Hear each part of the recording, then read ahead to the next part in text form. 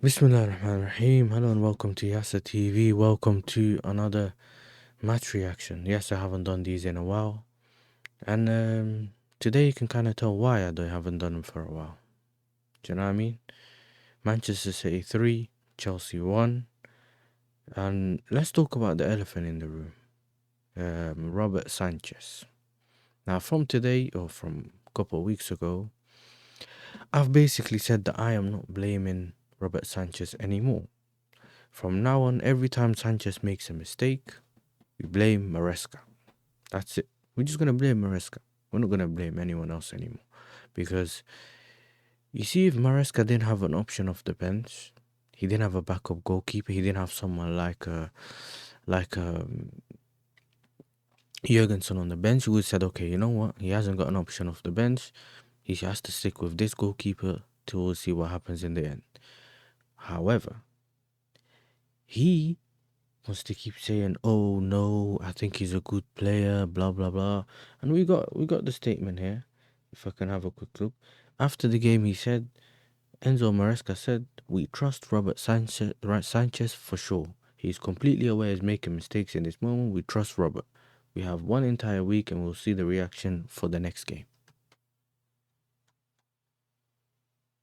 What do you expect me to say?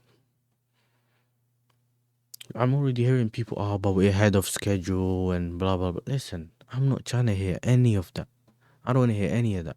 So for me, I'm already at I'm reaching boiling point. And I'm not far from it. Because now, you see, one of the reasons why I'm upset is because if you look at the project itself, it looked like it was heading the right way. I think that's probably one of our most concerning things, or the thing that we're most annoyed about, is it looked like we were going the right way. You kind of thought, you know what, we might actually be looking like we're going the right way. Things are improving. We only need a goalkeeper, striker, and maybe a centre back. You know what I mean? A proper centre back, just to take this to the next level. You know, there's all these things that we're thinking about before the transfer window. The season started well. We reached just before Christmas. We have the opportunity to go just over. I think it was to get first or whatever in around Christmas time. Since the Everton game, it's literally been the opposite. The football's not been good. We haven't been getting results. Jackson's not firing. You know, he's not even let alone firing. He's not even misfiring. He's not firing at all. He's just someone that we have up front that just runs around like a bee, like zzz, that's it, just annoying you like a mosquito. That's all we have up front. And this manager don't want to change the player who's up front and put in somewhere else. What do you want me to say? You know, some of the games he hasn't done substitutions. Some of the games he's doing substitutions, but so late. Today, this morning, I think we found out that João Felix weren't going to be part of the squad. Fair enough. You know, you got Nkunku on the bench. He did make that change early, around 50-something minutes. It's just not good enough, bro. The players, even the front line has to work extra hard to compensate for what you have in the back. That's basically what's happening. I want to talk about the match, but it's like this goalkeeper just stands out like a sore thumb. Why do we have someone who was third choice at Brighton, at our club, at Chelsea? Someone explain that to me, because you see me, I don't understand. I can't understand it. He has 5 errors leading to goals. He's basically the worst goalkeeper so far. I personally can't think of a worse goalkeeper. I think there's like a guy called Muric or whatever. I don't know if he plays for Ipswich or... Brother, no one cares. When you're that low on the table, you tend to concede more goals. You tend to... You know what I mean? It happens. But when you're at a club like this, you have Jurgensen, who is probably better. No one's going to be worse than this guy. Play the other goalkeeper.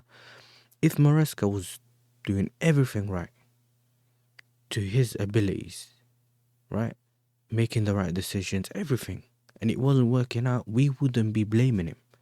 This is what I'm trying to say. We wouldn't be blaming him. But instead, he doesn't want to do that. He doesn't want to help himself. So when we go to this game now, it's, we score early. Do you know what I mean? Mistake by the new centre back that they've started Kuzanov, I think his name is, and Marmoush today. Marmoush was causing us issues left, right, and centre. His movement really good. You can already tell that he's going to be a problem.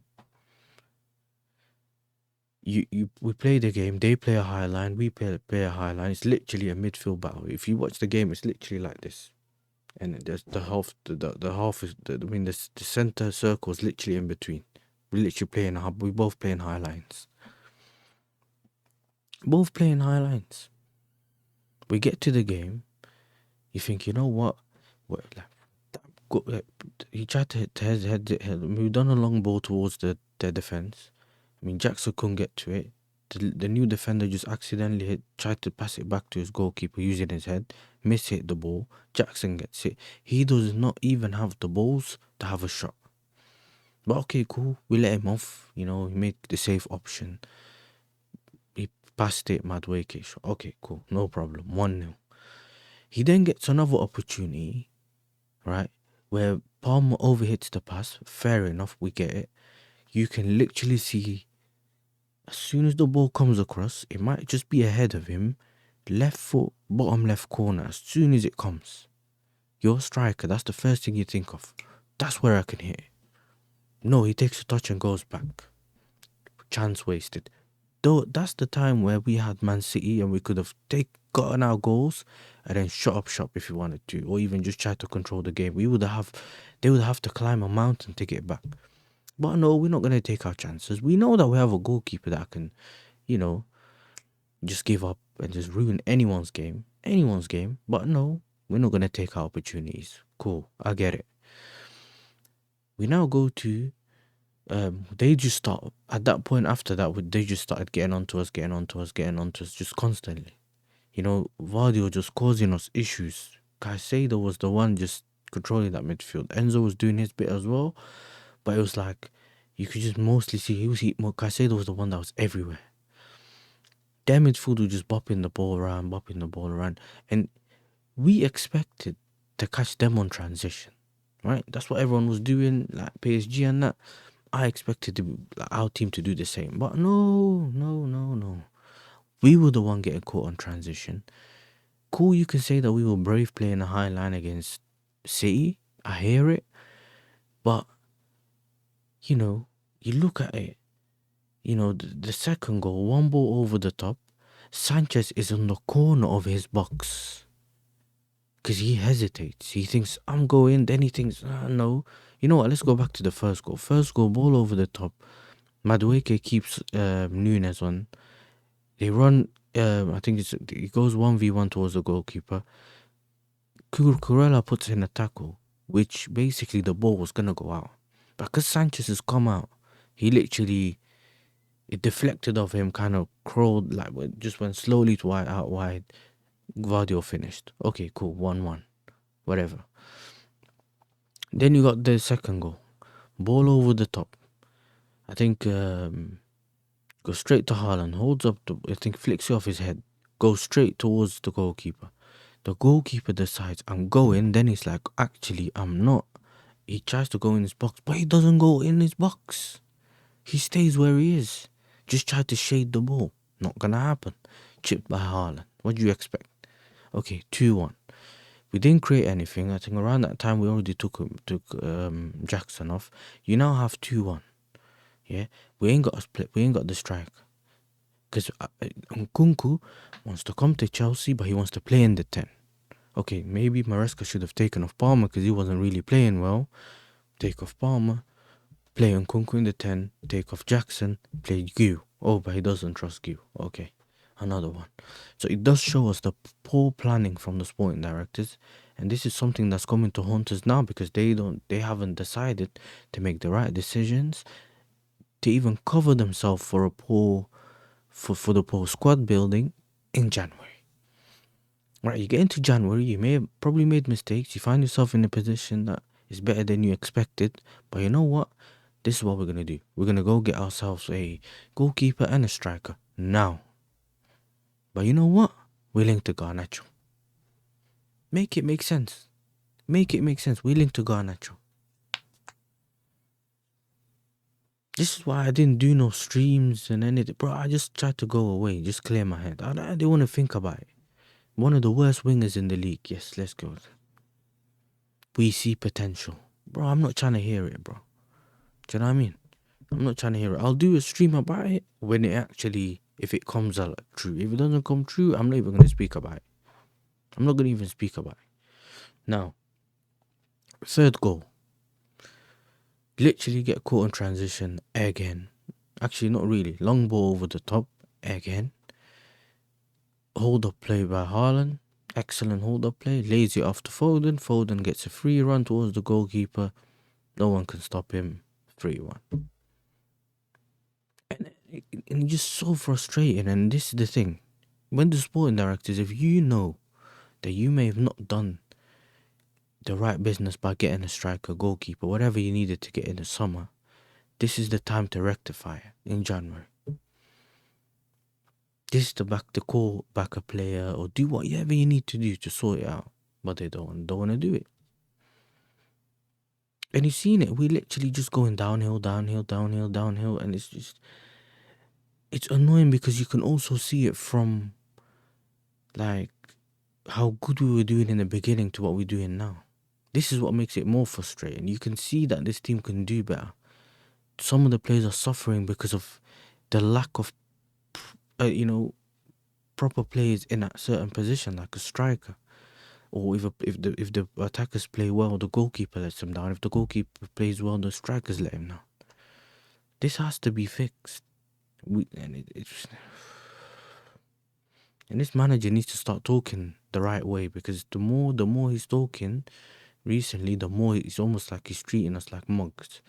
First he said, we are making progress. We are better than 1 or 2 months ago. These moments will make us better. The plan was working very good.